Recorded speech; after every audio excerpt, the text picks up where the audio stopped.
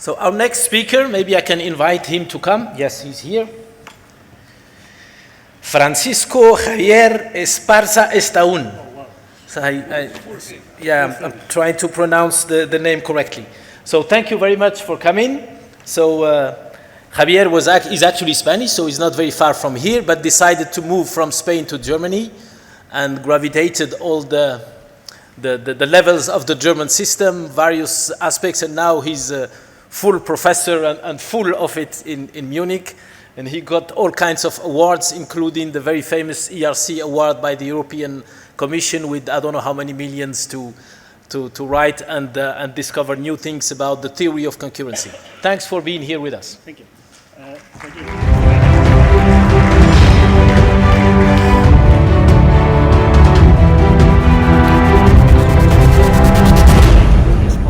Is it possible to have a hand microphone?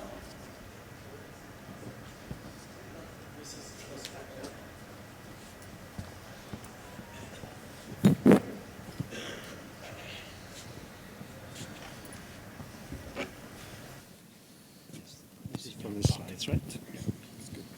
Thank you, Mr. President. Hi, thank you very much for the invitation and for the wonderful hospitality here in Morocco. And despite what Rashid said at the beginning, actually this is my attempt at producing a talk that most of you can understand. And I would like to start with this quote by Edgar Dijkstra, a famous computer scientist, that says computer science is no more about computers than astronomy is about telescopes. And most of you probably will be very puzzled by this. How can it be that computer science is not about computers? But in order to understand what Dijkstra actually meant, maybe we should remember that, computer science, when the term was introduced in the 1960s, it was already actually relating to a field or baptizing a field, which is a combination of science and engineering.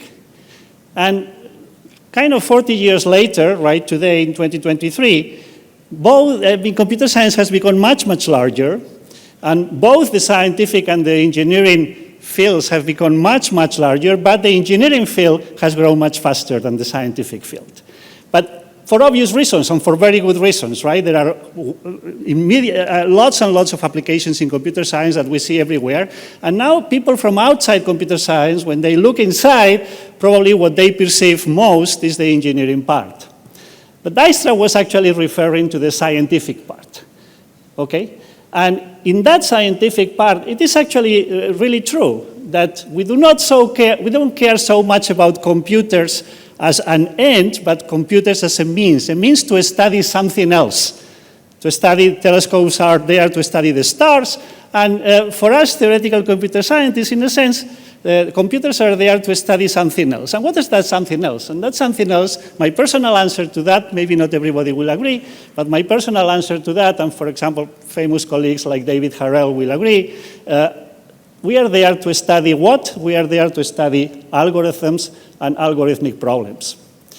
And what I would like to tell you today is a few very basic facts of the science of algorithms and algorithmic problems that I think everybody interested in complexity in whatever field should be aware of, should know. Our computer science students learn these facts, but actually they are maybe not as well known as they should be by other people. So let me start just by explaining one fact about algorithmic problems. I mean, at primary school, we all had to do with problems, we had to solve problems like this. Fatima wants to go to the market and wants to buy oranges, and she wants to buy 3 kilos of oranges, and the price of a kilo is 6 dirhams. How much does she have to pay? And then as school kids, we identify that the operation that we have to apply here is multiplication. We compute 6 times 3, and we say the answer is 18 dirham.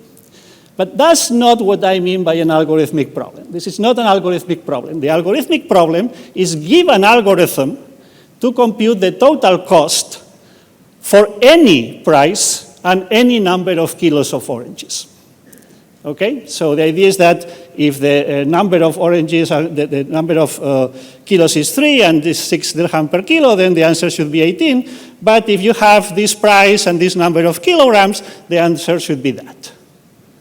And even in primary school, we learn that there is more than one algorithm for this question. Because that's a very fundamental difference between what you learn at school, where you learn that essentially there is one solution for a problem, right? We have that in our minds. And this idea that actually for any algorithmic problem, there are infinitely many solutions. There are infinitely many different ways of computing this result. So the first algorithm that hopefully we all learned at the school, right, is that if we want to compute the product of those two numbers, we can just reduce that to addition. So we just have to add this number, 431,392 times, which is a very, very slow procedure. And also at primary school, we learned that there is a more efficient one. And the second feature of algorithmic problems is that take the simplest looking problem you can think of, like multiplication. And the moment you go from this, compute one result to give an algorithm that computes the result, then the problem becomes fascinating. Even this very simple problem of multiplication is not solved yet. Because the question is, of course, we're interested in finding the best algorithm for this. Which, there may be different definitions of what is the best algorithm, but if we usually take the fastest one, the one that will compute the answer in the fastest, in the least time.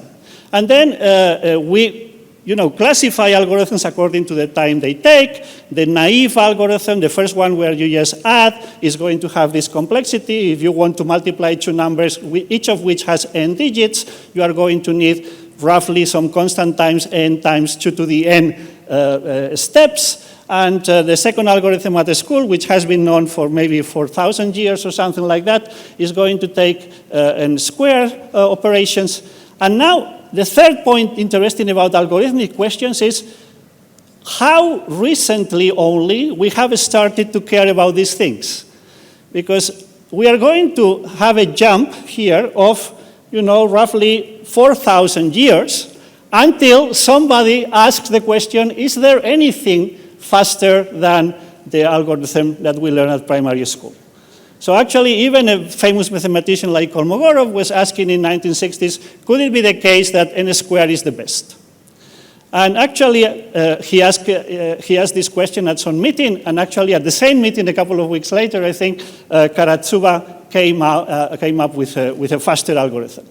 And then once you start, a couple of years later, Schoenhagen-Strassen found a faster one, and for some time it was thought that maybe that's the end of the story because nobody could find anything better. Führer found one about 30 years later, which is faster, and Harvey and van der Hoeven, just 1 year ago, this was a major breakthrough. They gave an algorithm which takes n log n, which might be the end of the story, but nobody knows yet. Maybe this will match the lower bound. So actually take the simplest thing you can think of, like multiplication, like sorting, like whatever. The moment you lift it to the algorithmic level, it becomes absolutely fascinating and a very deep scientific problem. So now, the question is now, what is an algorithm? And actually this has been said a lot of times in this week that, algorithms are Turing machines. But it is actually, I think, is a fascinating question that, the question of what is an algorithm, you would say, it's a mechanical procedure. But what do you mean by mechanical? What do you mean by procedure? The moment you start thinking about it, it is a philosophical question. It's a philosophical question which is similar to what is time, what is space, or what is, knowledge, or what is virtue. But there is a fundamental difference between the question, what is an algorithm, and all these questions. And the fundamental difference is that, for me, amazingly, this question is settled. For all purposes, we all agree on what is an algorithm. Even though, we have been discussing what is justice or what is virtue for thousands of years, and we do not agree. But on this point, we agree. And this is actually, for me, a point for the philosophers in the room to try to explain better why is this. I don't know why this unique case in the history of philosophy. Maybe because the notion of algorithm is really something that we have deep inside us, and this is common to all humans for some reason. I don't know why. But the point is that immediately, the moment that Turing formulated his proposal of what is an algorithm, basically everybody agreed. And since then, there has been, there are some people who question some things, but for all purposes, this is actually irrelevant because this is a very minor question. So Turing introduced his definition of algorithm, as Moshe already explained, in 1936 in this paper on computable numbers with an application to the Einstein problem. And his answer was algorithms are Turing machines, of course, although of course he didn't call them Turing machines, right, as you would expect.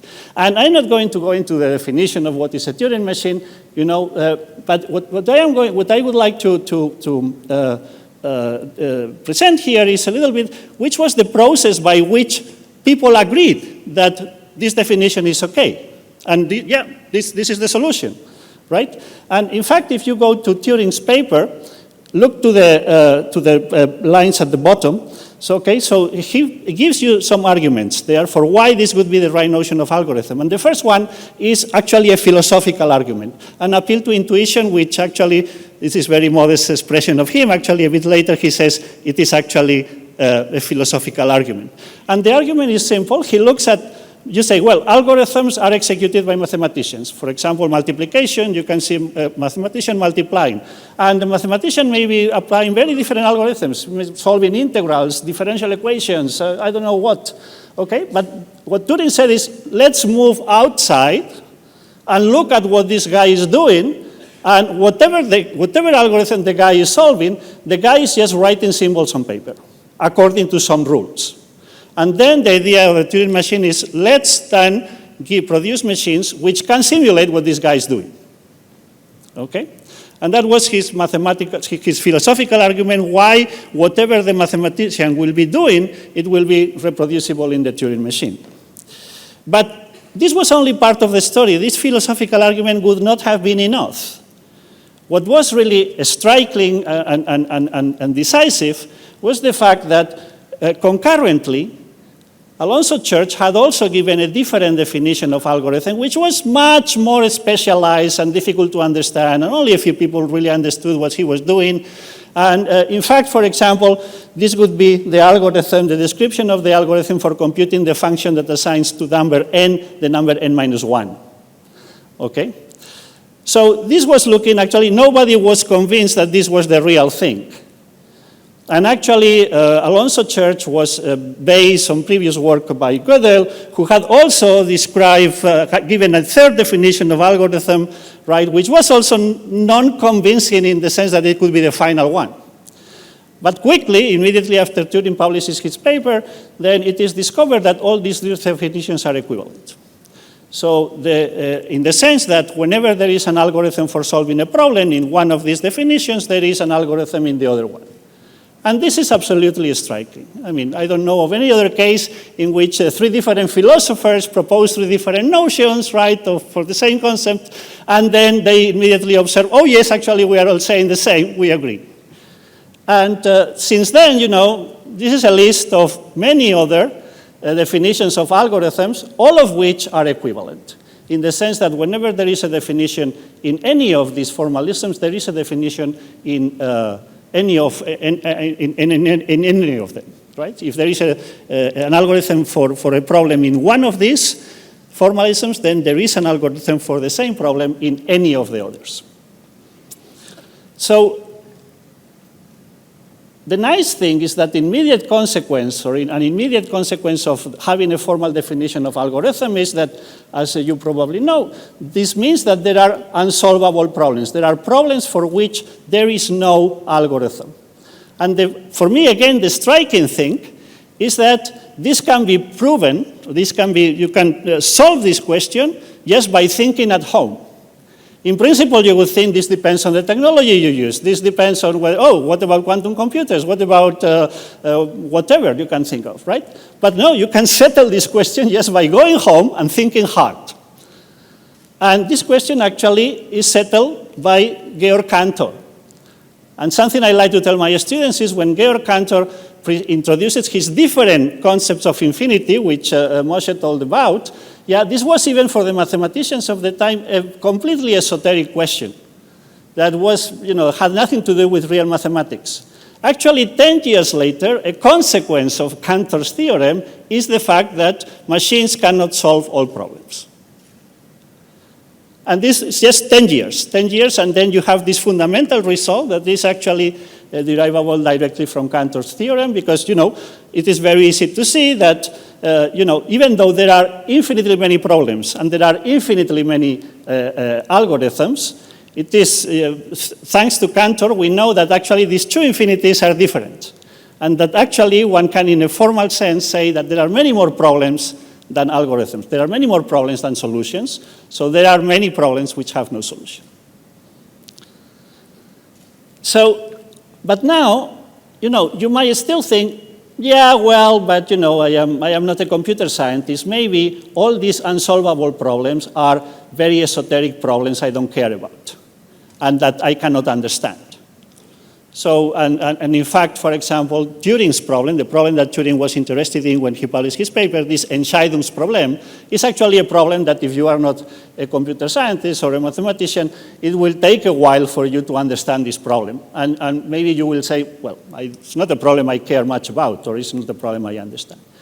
And what is striking, another striking notion of the theory of the science of algorithms is that no, there are algorithmic problems which every 10-year-old can understand and which are unsolvable, for which there is no algorithm.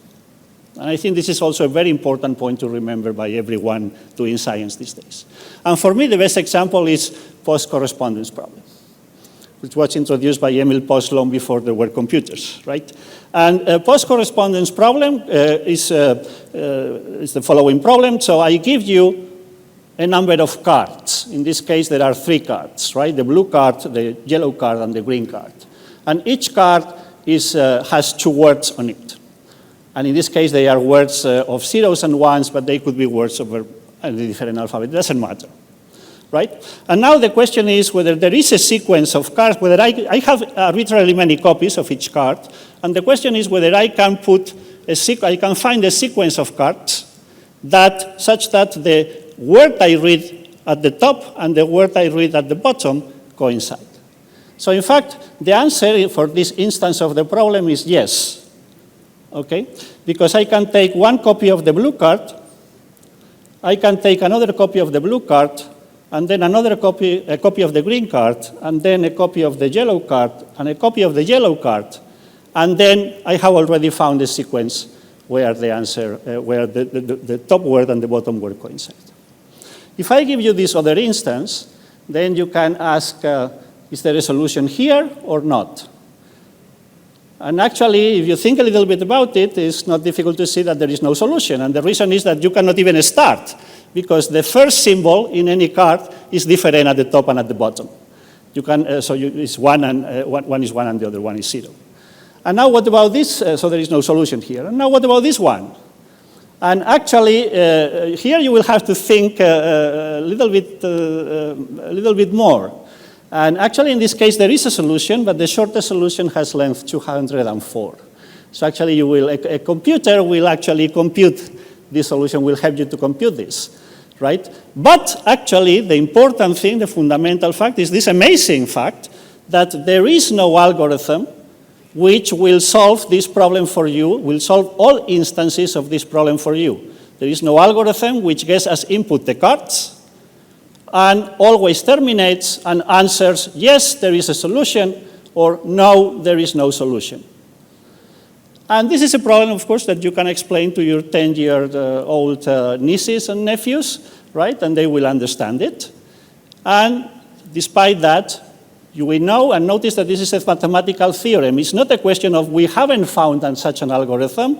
We haven't, maybe new technology with quantum computers will now find one. No, actually, We know for sure this is a mathematical theorem. It is not possible to find such an algorithm. So we say in technical jargon that the problem is undecidable. Okay? Now you might think, okay, yes, but this is a toy game, right? Why should I care about putting cards, finding sequences of cards? The question is, are there real problems, problems that matter in practice, which are undecidable?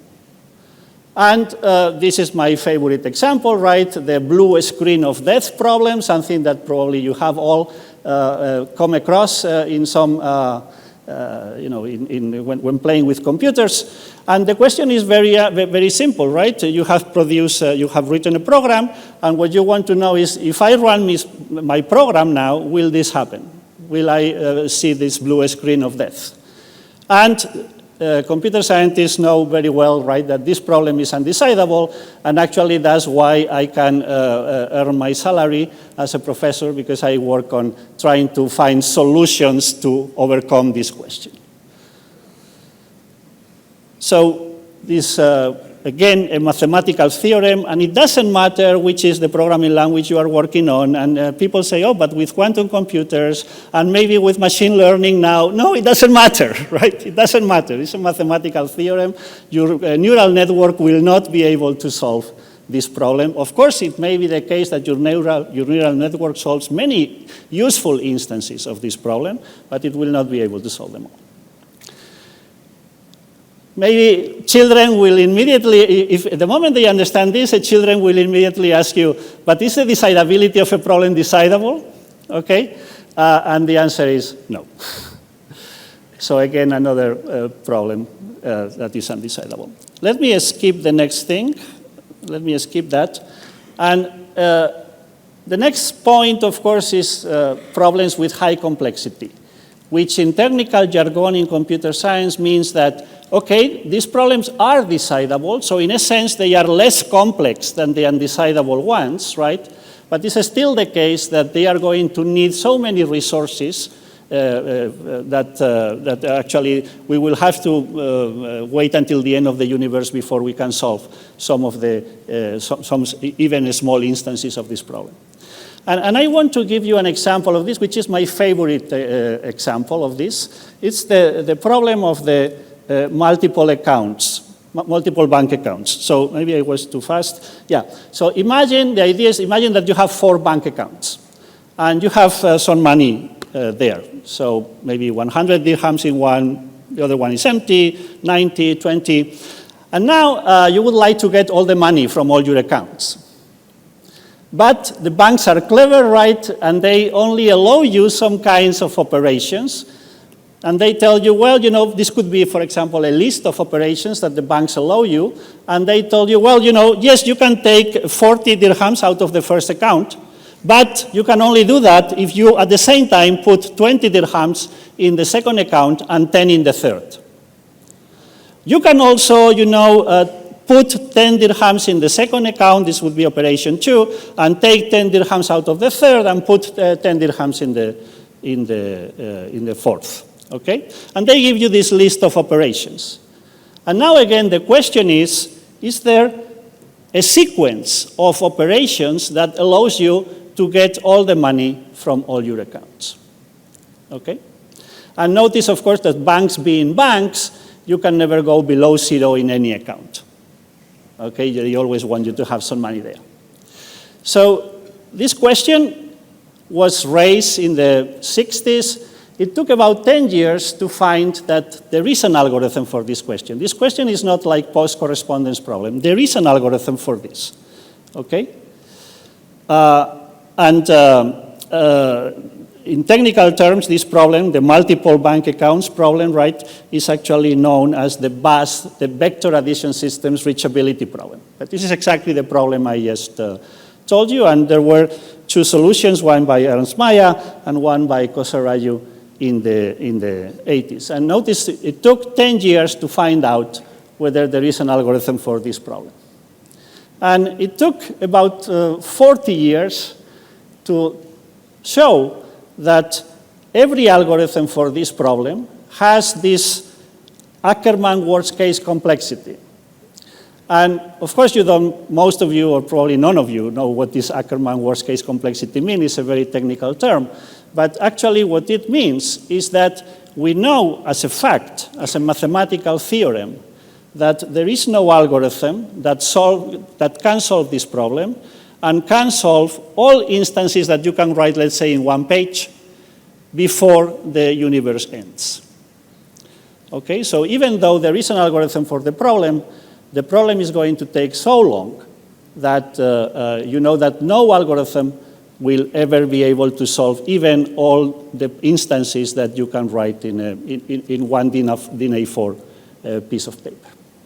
And this is not a question, again, of we don't know if such an algorithm exists, we haven't found one so far. No, this is a mathematical proof. We know that there will never be such an algorithm.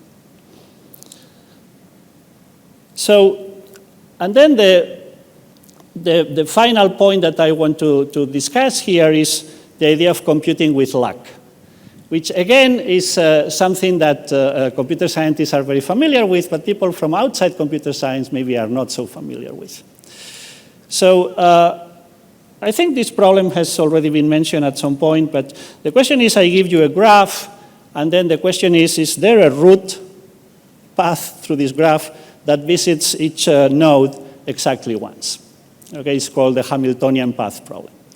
And you can ask this question for the graph on the left, you can ask this question for the graph on the right, and you can try as humans to solve this question.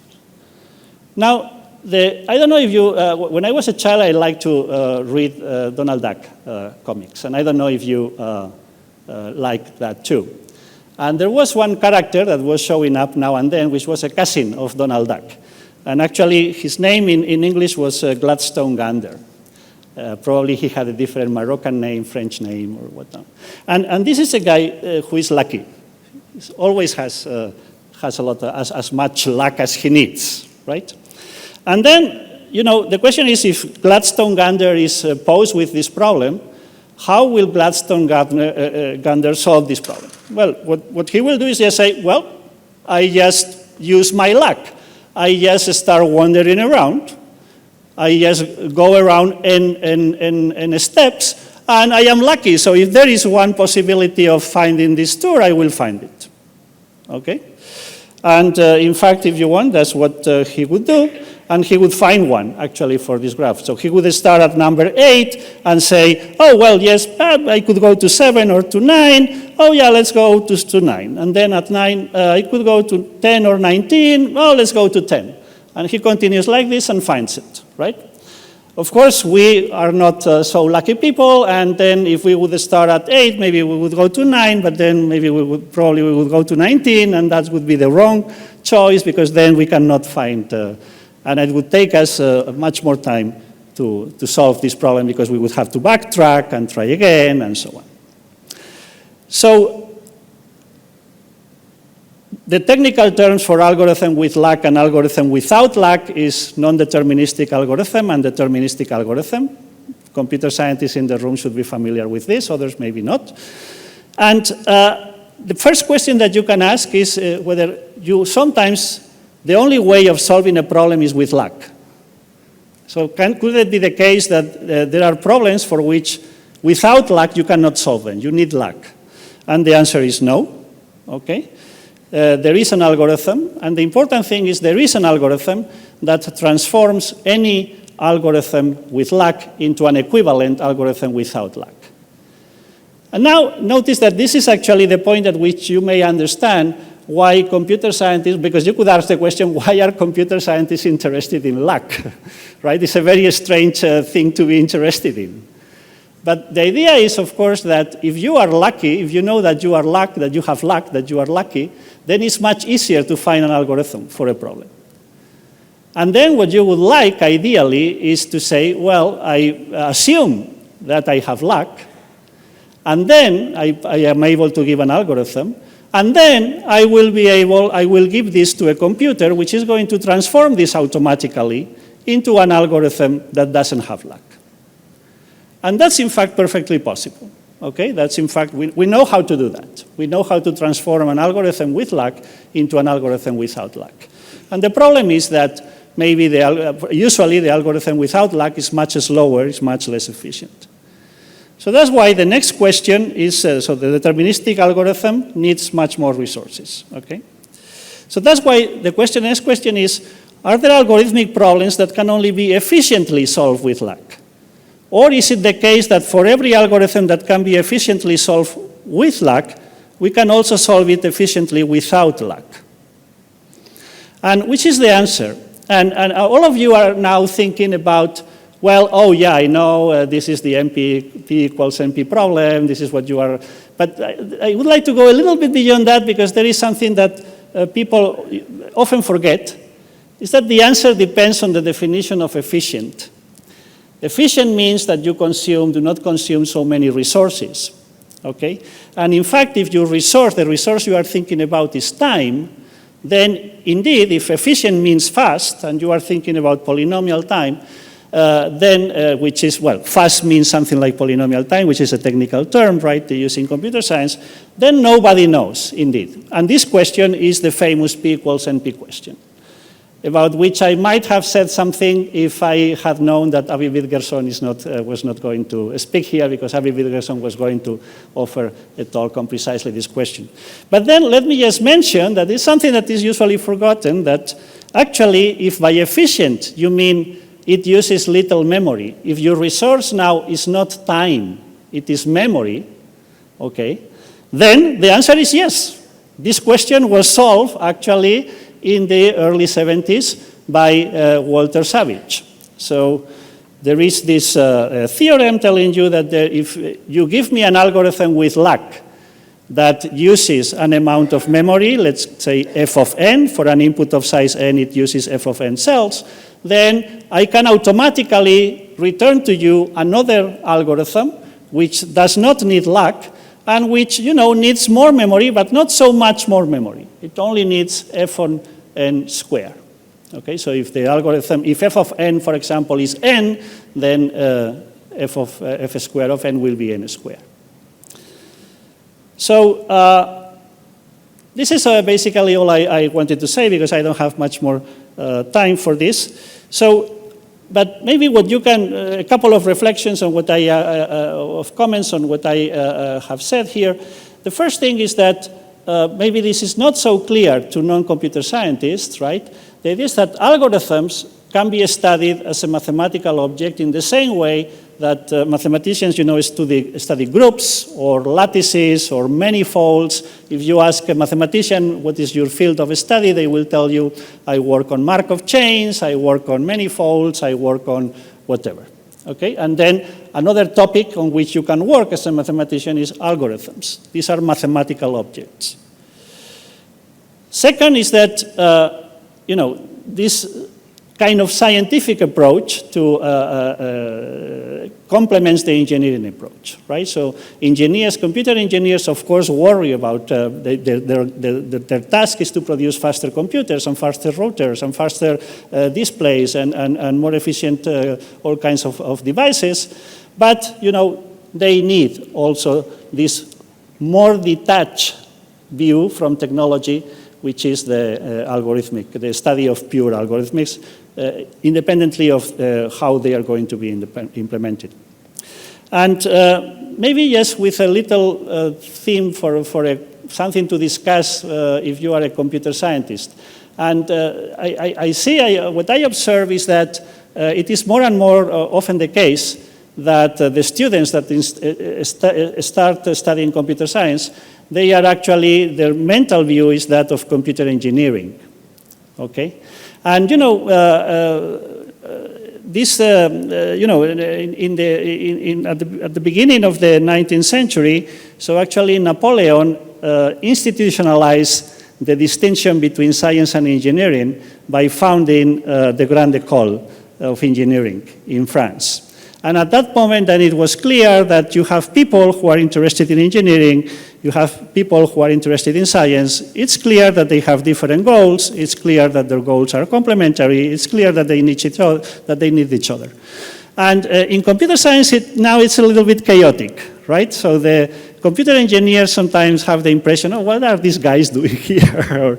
or why are these guys in our same faculty? They seem to be talking about very strange things. And the computer scientists say, oh, these boring guys who are only worrying about machines. So I don't know, maybe at some point we will, in the future will tell, maybe at some point in the future we will observe also that there is a split. And the boundaries and the approaches will become then a bit more clear, which might be maybe a bit more profitable for computer science.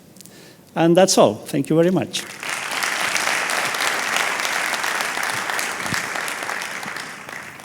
Thank you so much. I think this was also extremely inspiring. It was very accessible, and I'm sure everybody understood everything from what you said. Thanks so much. Three comments I would like to share with you that I'm just rephrasing what Javier just said. Computer science is a branch of mathematics and engineering and philosophy. I think it was made clear by Moshe. But it's maybe the only branch of philosophy where we know what we are talking about. I'm rephrasing what Javier just said, because we know exactly what solving a problem is. What is a problem? What is an algorithm? And I think these notions are very important. And as students of computer science, it's important for you to embrace these things and go back and read the main papers in the field. So Javier mentioned the paper of Turing of 36. I think you should all know it by heart. You should also know the paper of 1950. What can a machine think? And if you read it, you can understand and answer much more the question you hear today about ChatGPT or this, or what is AI and these things. This is answered in Alan Turing's paper 1950. And this is really the heart of your field. I'm talking to the students of computer science. And I guess I did it myself for some of you. The proof of Cantor that he was talking about, that the number of problems outnumber in an infinite way the number of algorithms, is the same as the proof that the number of real numbers outnumber by an infinite amount the number of natural numbers. So these are things that show you how mathematics, philosophy, and computer science are very close. So before concluding and telling you to have a good break, if I was, I'm a parent, but if I was a parent in the room, I would immediately call my kids and tell them to study computer science. It's fascinating, isn't it? It's really fascinating. The last thing about computer scientists, as you have noticed, is that we finish on time. So you have time to get your coffee break and be back on time, please. We will have two amazing speakers. We will have two amazing speakers, and the last one will explain to you in precise terms why democracy is extremely difficult, if not impossible, in certain asynchronous systems. Have a good coffee break. À tout de suite.